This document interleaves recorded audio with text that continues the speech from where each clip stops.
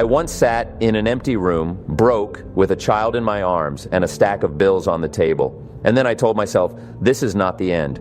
This is a turning point. You see, in every collapse, there is a hidden opportunity. But you will only see it when you stop feeling sorry for yourself. In this video, I will show how I went through crises myself and what you can do to make every pain your teacher. Also, at the end, we will work together on a simple daily practice of turning difficulties into strength. So stay tuned, subscribe, and let's go. In a world where everyone strives to avoid pain, true growth is born precisely from it. That's the paradox. We all want a good life, less stress, more peace, stability. But here's the thing, life's biggest breakthroughs don't happen when everything is going smoothly. They happen when it hurts, when you've been stopped, when your plans fall apart. And that's when, instead of collapsing, you grow.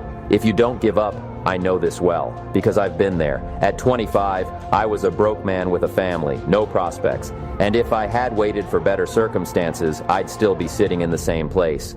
But one thought saved me, simple and relentless. If you want life to change, change yourself first. And from that moment, everything, even my failures, became my teacher. Statistics say that during the Great Depression of the 1930s, more people became millionaires than ever before. How is that possible? A crisis, and at the same time, a rise. The thing is, in hard times, hidden opportunities emerge. When everyone is afraid, the strong take action. When pain paralyzes some, it awakens others. And that's where the real game begins. Not the external one, but the internal. People often ask me, Jim, how did you get through failures? How did you not lose faith when everything was falling apart? I always answer the same thing. I didn't wait for the storm to pass. I learned to dance in the rain. Because it's precisely when the soul is in its darkest place that true light is born, your light. You start to see what you're capable of. And that's the starting point. Not after the crisis, but right in it. Maybe right now you're going through a tough time yourself. And I'll tell you this, that's okay. But staying there is not.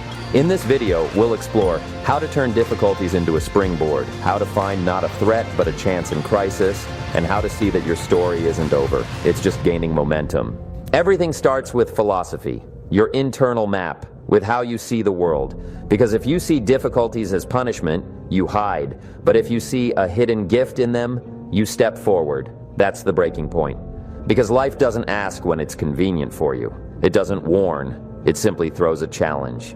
And that's the moment of truth, because crisis doesn't create a person.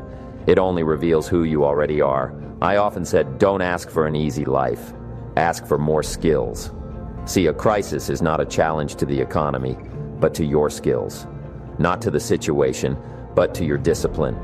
And the greatest victory is not in avoiding difficulties. It's in going through them and becoming someone who is no longer afraid of a repeat. I remember my first year after meeting Earl Shoaff. I was broke, deep in debt, but for the first time in my life, I felt an inner movement. I still had no money, but I already had a different language, different thoughts, a different approach. And right then, when the bills were piling up, I started investing in books. Not in a TV, not in vacations, in books. That's when I told myself, I will no longer live by reacting. I will live by shaping, and that's when my rise began. Not because everything around me changed. Things were still hard. But I changed. I began to invest in myself because I told myself, as long as I'm alive, I can change. And if I change, everything will change. This is the core principle. In every crisis, there are two possible scenarios. The first, you become a victim. You blame, lose faith, retreat into doubt. And life, like a clock, starts counting backward. The second, you become a student. You don't ask, why did this happen? You ask, what can I take from this? And that's when growth begins. Remember the story of Edwin Barnes, which I've often mentioned in my talks. He wanted to work with Edison, but he had no money, no connections. Only one thing, determination and faith. He didn't wait for the perfect moment. He took a freight train to New Jersey with nothing and said to Edison, I've come to become your partner. Oh, he didn't become a partner right away. First, small tasks, dust, grime. But he didn't quit. And one day, when Edison needed someone to sell a dictation machine, Barnes was ready, because he was in the game. And he became that very partner he had seen himself as, even before anyone else did. Here's what I'll tell you. In a crisis, the winner isn't the most talented. It's the one who is the most prepared on the inside. Because the moment life presses you, the real stuff comes out. And if you're filled only with fear and the habit of complaining, that's what will show. But if you filled yourself with discipline, faith, skills, that's what will save you. How do you do it? Start small, every day. When it's hard, write down what you're learning. When everything's falling apart, take just one right action. Call someone, read something, listen to something. Because, as I've said, every discipline affects the others. Every rejection of a bad habit is a step toward freedom. I'm not talking about theories here, I'm talking about reality. About that day when you're sitting in a room and it feels like everything's over, but instead of giving up, you say, all right, I'm still breathing. I still have a choice, so I'm starting again. And that, my friend, is where survival ends and a new life begins. We often ask ourselves, why me? Why now? Why does it hurt so much? But there's a question more powerful than all of these. Who do I need to become so this no longer breaks me? That's the essence. Because when life puts pressure on you, it's not just testing your endurance. It's inviting you to become someone else. Stronger, deeper, more real. I often said, everything that happens shapes you. The question is, what exactly is being shaped? If you let difficulties only break you, you lose. But if you let them build you, you grow. Not instantly, not easily, but inevitably. When I first started sharing my experience on stages, I wasn't yet famous, but I knew who I wanted to be. I didn't have status, I didn't have titles, but I had a story. I wasn't talking about success from a magazine cover, but about cold mornings in Idaho when you wake up not knowing how you'll feed your family. And that's what people felt, because it was real. In my early talks, I shared how I sat in the kitchen and heard the words, "Jim, you're an adult now. You're 25 and you have nothing. What are you going to do about it?" And that truth, that rawness, became my strength. Because I didn't pretend everything was fine. I showed how you can grow from nothing into something. One time at a seminar, a young man came up to me, eyes shining but his voice trembling. "Mr. Rohn, I just lost my business. I put everything into it and failed. I don't know who I am anymore." I looked at him and said, "Oh, my friend, then you're just at the beginning. Because when you don't know who you are, you get to choose. You're a blank page now. Write what you were once afraid to write." Difficulties aren't just trials, they're a cleansing. They strip away everything false. They reveal who is real inside you. And that's when real transformation begins. Because you can choose to remain the old version of yourself that couldn't handle the pressure, or create a new one. And that new one no longer fears loss, because it has already walked through it. Look at the stories that inspire us. They're all about falling, but even more about rising. Abraham Lincoln lost elections multiple times, lost his love, failed in business, and yet he became president. Why? Because he didn't break. Because he turned every blow into a step up. He didn't try to return to the old self. He built a new one. One of my favorite metaphors is gold. You know how they test if it's real? With fire. You won't know the strength of the metal until you heat it to the limit. Same with a person. Your crisis is that very fire, and it will show if you're real. And if you are, it will also purify you. I remember the moment when my income finally surpassed all my debts. I could breathe, but I didn't relax. I knew this isn't the end. It's a test. Will I fall back into the habits of my old self? Because as soon as success comes, the temptation to relax comes too. And that's when you must remember who you became during the storm. Difficulties don't just teach you how to work. They teach you how to be. Be honest, be strong, be disciplined. And when that new identity becomes your nature, everything external begins to shift automatically. As I always said, success is not something you pursue, it's something you become. And one more thing, very important. If you've gone through a crisis, help someone else. Because true transformation doesn't end when you walk out of the fire, but when you extend a hand to someone still in it. That is strength, that is leadership, that is life. I often said, when the storm comes, some build walls, others build windmills. And you see, the difference isn't in strength, it's in mindset, because the storm is the same for everyone. But some hide, and others harness it. Pain can become either your curse or your source. That's your choice. There are people who live for years in the shadow of an old wound. They replay the same scene in their head again and again.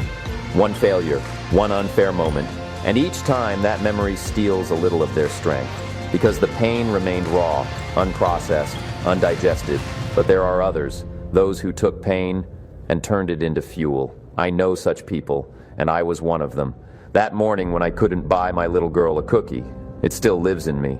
Not as shame, but as a driver, every time I'm tired, when I don't feel like it. When I want to stop, I remember that day, not to punish myself, but to remind myself where I came from and why I keep going. Because pain is not the end, it's a source. If you allow yourself to go through it consciously, to look it in the eye, to turn it into a lesson, it's like muscles. You don't grow them through comfort, but through micro-trauma, and those who endure become stronger, and those who avoid remain the same. I want you to think back to your most recent crisis. Maybe it was a failed business, maybe the loss of a relationship, maybe illness, something that knocked you off track. And now, think, what did it give you? Not take, but give. I'm sure it gave you something. Maybe a lesson in patience. Maybe clarity about who your real friends are. Maybe the push to change direction. That's your fuel. You store it. It doesn't disappear. It waits for you to start using it. And when you set off on a new path, you're not starting from zero. You carry all your experience, all your scars, all your mistakes. But now, as a resource, not as a burden. I knew a man who lost everything. His business, his home, even his family. He hit rock bottom. But instead of giving up, he started writing. Not for publication, for himself. Every day, 3 pages, about pain, about fear, about hope. Within a year, he had written a book. It didn't become a bestseller, but it changed him. Because the pain that lived inside him found a voice, and no longer tore him apart from within. You see, we either run from pain, and it chases us, or we turn back toward it, and it becomes part of our wisdom. That's why I always emphasized, don't avoid the struggle, because it's in the struggle that your strength is born. Picture yourself 5 years from now. What happens if you don't give up today? What happens if today's pain becomes the foundation of your character? What if this very crisis makes you into who you're meant to be? You don't know how everything will unfold, but you do know who you can become. And when you begin to act from that place of strength, from that new identity, the world changes, not immediately, but inevitably. Because the world always responds to your inner posture. I said, the world doesn't pay for desire, it pays for results. And results always come from inner work. And when you've gone through the storm, not just survived, but came out of it with a lesson, when you're no longer looking for the easy road, but for what within you can be refined, that's when life begins to repay you with interest. Now I want you to pause, just for a minute. No rush. Put your phone down, close the other tabs, just be here. Because this isn't just a video, it's a mirror. And it's not showing me, it's showing you. We've already walked through 3 big ideas. How challenges shape character, how they build a new identity, and how pain can become your fuel. But knowing this isn't enough. You have to ask yourself, how does this apply to me personally? I want you to answer 5 questions honestly, on a scale from 1 to 10, where 1 means, I completely ignore this in my life, and 10 means, I live it every day. Answer without sugarcoating. For yourself, write down those numbers. Right now, on paper or in your notes. It matters. Because what's written down starts to work. First, how calmly do I face challenges? Do I react with panic or do I act with dignity?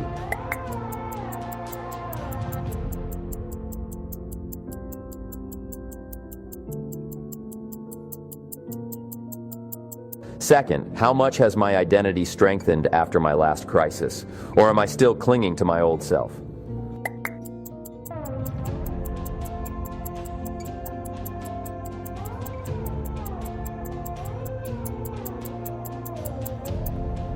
Third, how much do I use my pain as a resource? Or do I hide it, avoid it, and let it rule me from the shadows?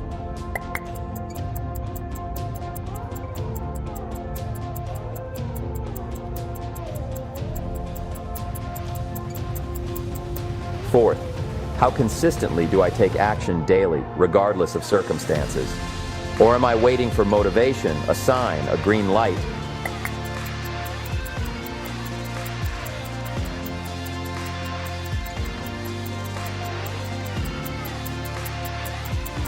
And fifth, how much do I live with an internal mission, rather than just reacting to the outside world?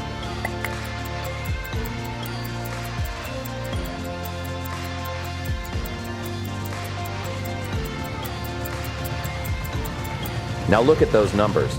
Which one is the lowest? That's your weak spot. And that's not a reason for shame. That's your growth point. That's where your attention needs to go this week. Not everything at once. Just one thing.